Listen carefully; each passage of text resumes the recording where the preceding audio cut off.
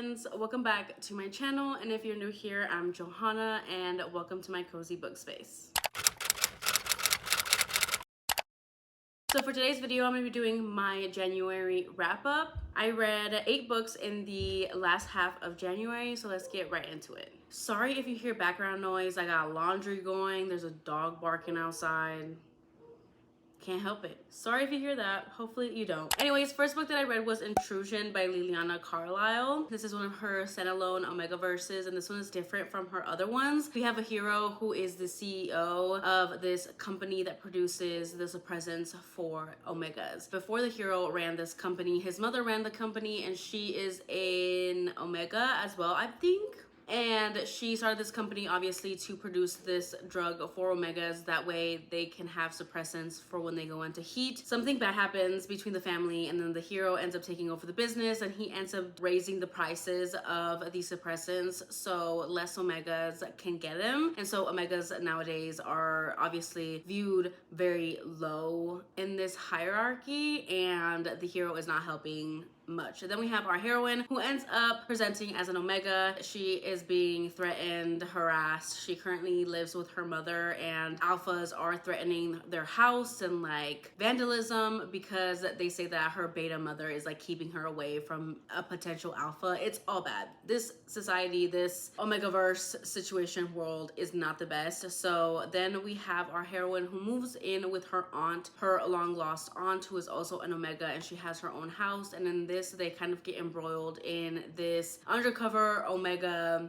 ring. The aunt has the heroine infiltrate this suppressants company, the one that the hero owns, and she is basically an undercover spy, and she is going into this company trying to gain information to then tell her aunt, and then they can take down the hero, the CEO, the company. The hero is like one of the grumpiest heroes that I have ever met. Obviously he had been through other things and he has his own prejudices, and then our heroine, she went through her own things and she has her own prejudices, so they kind of come together and they can't help but have this attraction for each other and fall in love. But then she is the spy and he is causing problems for Omegas, even though in his heart he doesn't really see that, but he is doing it out of bitterness. And overall, you guys, I loved it so much. I gave it 4 stars. It was entertaining, it was fun, it was hot, it was smutty. I loved the hero because he was like broken and mean, but he like had this overall consuming love for the heroine. And then to see the heroine go from being this bitter Omega from everything that she had been going through to slowly falling in love with somebody she's not supposed to be falling in love with, it was so good. It was forced proximity, workplace romance, everything about the Omegaverse goodness. There was nodding, there was heats, all of it. It was so good. And the plot was also very entertaining because we do have the plot where she's, you know, undercover spy, but then there's this other plot pertaining her aunt and this like vigilante type thing going on, and there's a lot of rescuing in here, and it was really fun, really good. I really enjoyed it. 4 stars. After that, I went to Cassie Mint to see if she had dropped anything new, and she has this new little trilogy that she's dropping. The first one being Dancing with the Enemy. This one I gave 4 stars to. I really loved it. We have a workplace rivals again. This one wasn't anything different from any of her other workplace rivals ones, but it was very fun. We have a hero and a heroine that kind of have this sexual tension through banter. They like hate each other and then like pick at each other, and because they have this picking at each other and pissing each other off, they kind of don't know whether they actually like each other. And then there's this party at this company, and this is their moment where they kind of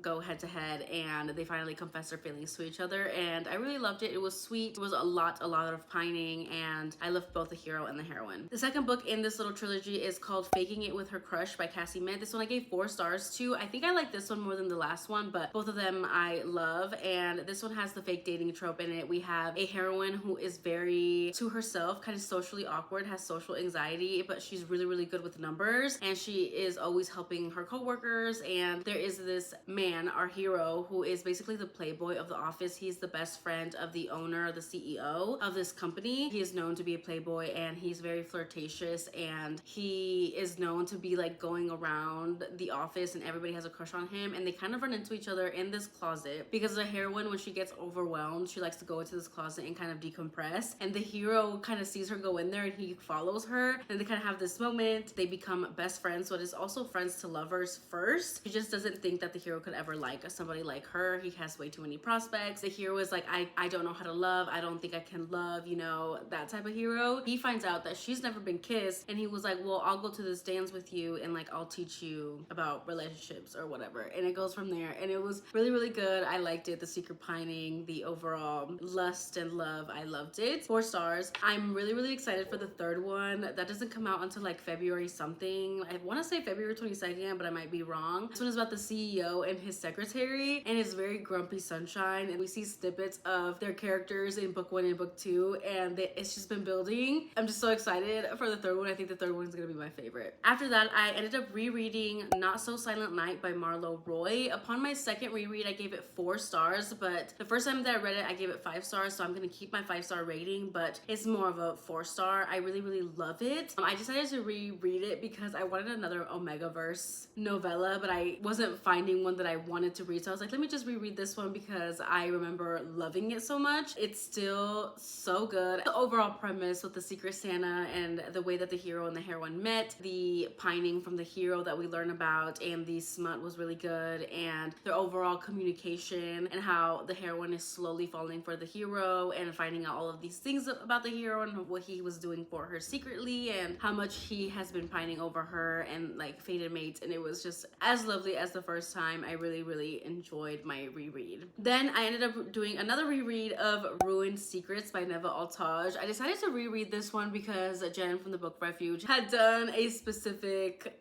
kink recommendation video, and this book popped up in there and I was like, really? I don't remember that. So I decided to reread it, and I ended up giving it a 4-star upon reread, which is also the rating that I had given it the first time I read it. So nothing has changed. I really, really loved it. Obviously there were some things that just didn't like make it into a 5-star for me, but I love the kinky aspect. I love the whole premise of this one. We have our heroine who has been in love with our hero since she can remember, since our hero had saved her from drowning in a pool. There's definitely age gap in here, which is the hero's main like dilemma with the heroine. Yeah, so she's been pining for the hero for so long, and our hero had been previously married, but he ends up catching his wife cheating on him. He ends up killing the man and kicking out the wife, getting a divorce, and he is also a single dad. He ends up getting arranged marriage with the heroine because they have to tie families because the heroine's grandfather is dying. So that's how they kind of get together, but he very much treats this marriage only in name only, you know what I mean? And I love that because he's resisting so hard even though he wants her so much. Then we have our hero who gets to a car accident and he gets amnesia. To be the new capo, he cannot have amnesia. We cannot let the family know that he is going through this because they'll like go on him like vultures. And so our heroine is super smart. She's been literally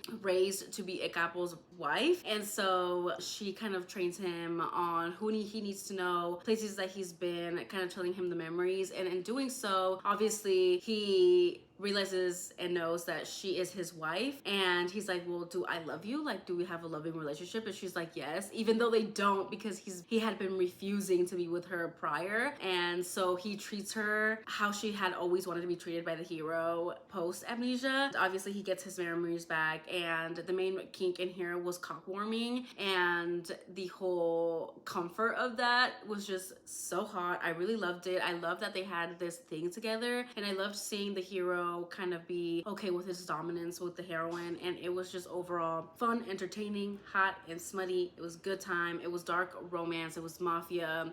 It was less than 300 pages, and I just had the best time rereading it. And I found little snippets that I didn't notice or remember from the first time reading it, but overall really loved it. Then I decided to start this trilogy by Jenica Snow. This is a novella trilogy about a motorcycle club. The first book is called Hardcore, and I gave it 3 stars. I apologize if there was a slight lighting change. I gave all of these books in this trilogy 3 stars. They just were very mid for me. There were things that I enjoyed about them, and I mean, I enjoyed it enough where I continued the rest of them and finished the series. But there are the main problems with all of them is that they are very insta-love, very sexual, but it's also very repetitive, very repetitive. Like, she says the same thing, and the same dilemma between the characters, like their inner monologue is the same thing thing over and over, just said in different ways. And then we have like smutty scenes, which are absolutely hot. I mean, Jenica Snow does smut so well. And the characters, the heroines are different, but the heroes are kind of the same. They usually have a problem of why they are not with a woman and like have an old lady, like they don't believe in that. They eventually all find their one woman. And so in Hardcore by Jenica Snow, we have a Big, that's his name, and he gets it because he has a big dick. I'm sorry, but the lighting just keeps going off. I apologize. Yeah, that's how he got his name. And he basically had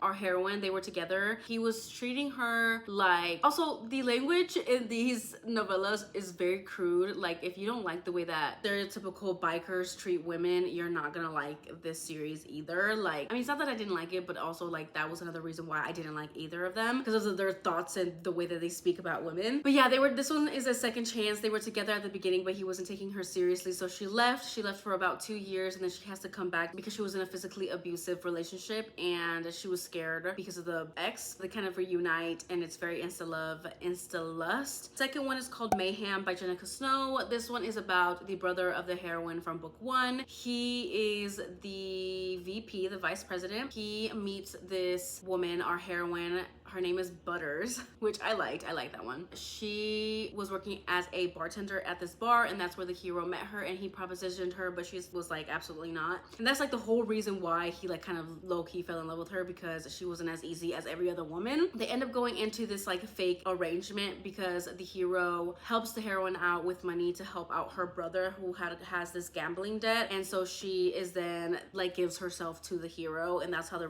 romance starts. That one I gave 3 stars to as well.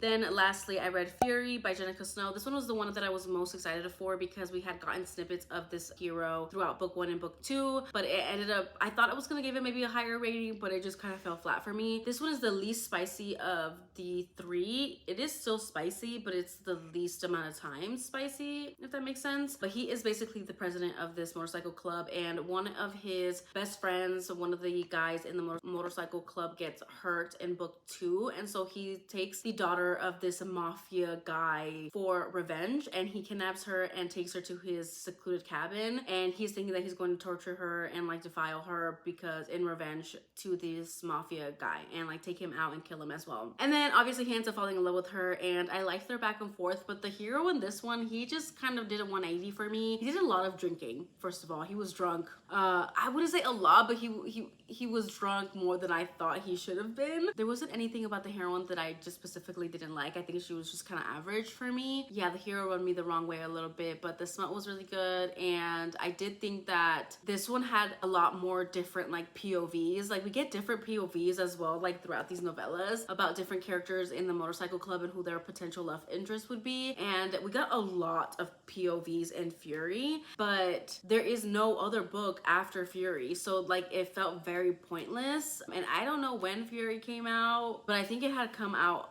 a minute ago, so, and the next book hasn't come out yet. I don't even know if she's gonna be continuing this series, but anyways, regardless, there was like multiple POVs, and it was like also setting up for the next book, but there is no next book. So I just felt like because there was so many POVs, we lost a little bit of that relationship that we needed from the actual characters of this book, and I just wanted more from Fury, to be honest. I really did. So 3 stars for all of them. It was a very average, probably not a lot of people would like it, novella series, but if you're looking for something quick, fun, smutty, the capital SMUTTY, then yeah, pick this series up. But that was the last book that I ended up reading in the last half of January. Let me know what your favorite book of January was. I would love to know. And if you don't want to comment any of that, then go ahead and leave me a motorcycle emoji down below in the comments. I'm not even sure if there is a motorcycle emoji, but if there is, comment that. If there's not, comment whatever you want. Thank you guys so much for watching. Don't forget to like, comment, and subscribe, and I will see you guys in my next one. Bye guys.